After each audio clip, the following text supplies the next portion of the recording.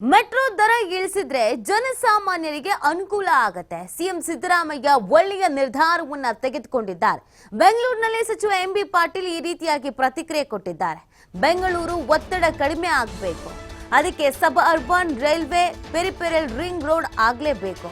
ಸದ್ಯ ಸಿಎಂ ಒಳ್ಳೆ ನಿರ್ಧಾರ ತೆಗೆದುಕೊಂಡಿದ್ದಾರೆ ಅಂತ ಸಚಿವರು ಅಭಿಪ್ರಾಯವನ್ನು ವ್ಯಕ್ತಪಡಿಸಿದ್ದಾರೆ. ಈಗ ಟಿಕೆಟ್ ದರವನ್ನ ಕಮ್ಮಿ ಮಾಡಿ ಅಂತ ಸೂಚನೆ ಕಾಂಗ್ರೆಸ್ನ ಸಚಿವರು ಪ್ರತಿಕ್ರಿಯೆ ಕೊಟ್ಟಾರು.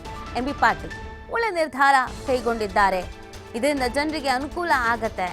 ಸಬ್ urban railway peripheral ring road ಇದೆಲ್ಲವೂ ಕೂಡ ಆಗಬೇಕು, ಬೆಂಗಳೂರಿನಲ್ಲಿ ಒತ್ತಡ ಕಡಿಮೆ ಆಗಬೇಕು ಅಂತಂದ್ರೆ ಸದ್ಯಕ್ಕೆ ಸಿಎಂ ಒಳ್ಳೆ ನಿರ್ಧಾರವನ್ನೇ ತೆಗೆದುಕೊಂಡಿದ್ದಾರೆ ಅಂತ ಸಚಿವರು ಪ್ರತಿಕ್ರಿಯೆಯನ್ನ ಕೊಟ್ಟಿದ್ದಾರೆ.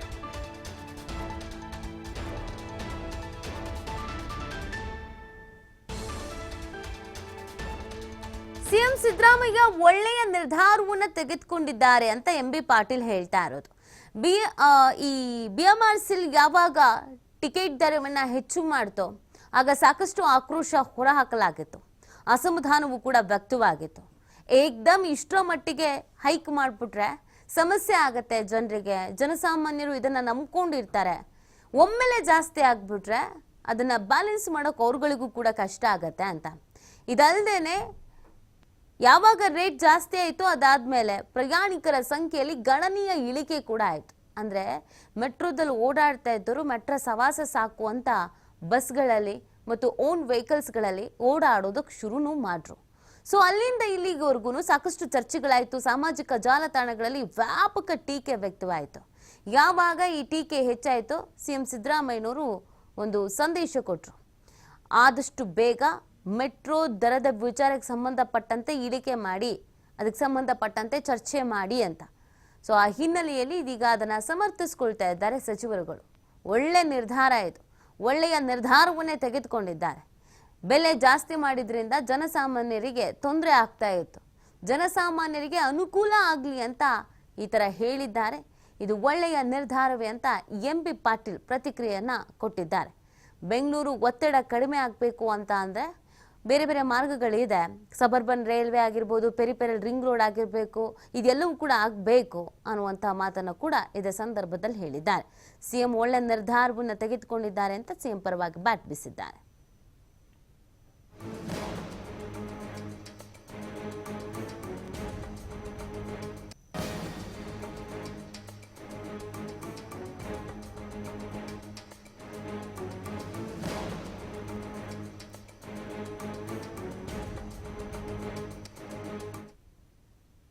ಮೆಟ್ರೋ ಅಲ್ಲಿ ಸಹಭಾಗಿತ್ವವನ್ನು ನಾವು ಹೊಂದಿದ್ದೀವಿ, ರಾಜ್ಯ ಸರ್ಕಾರ ಮತ್ತು ಕೇಂದ್ರ ಸರ್ಕಾರ.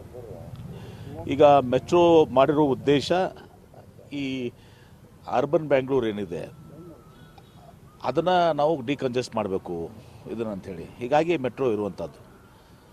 ಈ ಬಟ್ ಮೆಟ್ರೋದಲ್ಲಿನೂ ಕೂಡ ನಾವು ಪಬ್ಲಿಕ್ ಟ್ರಾನ್ಸ್ಪೋರ್ಟ್, ಇದು ಪಬ್ಲಿಕ್ ಟ್ರಾನ್ಸ್ಪೋರ್ಟಲ್ಲಿ ಕೂಡ ನಾವು ದರ ಏರಿಕೆ ಮಾಡಿದರೆ ಮತ್ತು ವಾಹನ ಹೊಂದೋದು ಮತ್ತು ಮೆಟ್ರೋ ಇದು ಮಾಡೋದು ಎರಡು ಒಂದೇ ಆಗುತ್ತೆ. ಹೀಗಾಗಿ ಮುಖ್ಯಮಂತ್ರಿಗಳು ಸರಿಯಾದಂಥ ನಿರ್ಣಯ ತೆಗೆದುಕೊಂಡಿದ್ದಾರೆ.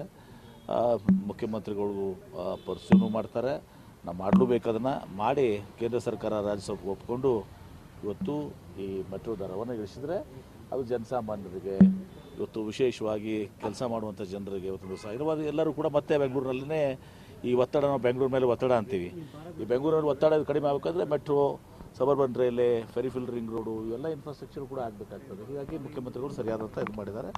ನಾವು ಒಳ್ಳೆ ನಿರ್ಧಾರವನ್ನು ಮುಖ್ಯಮಂತ್ರಿ ಕೊಟ್ಟಿದ್ದಾರೆ.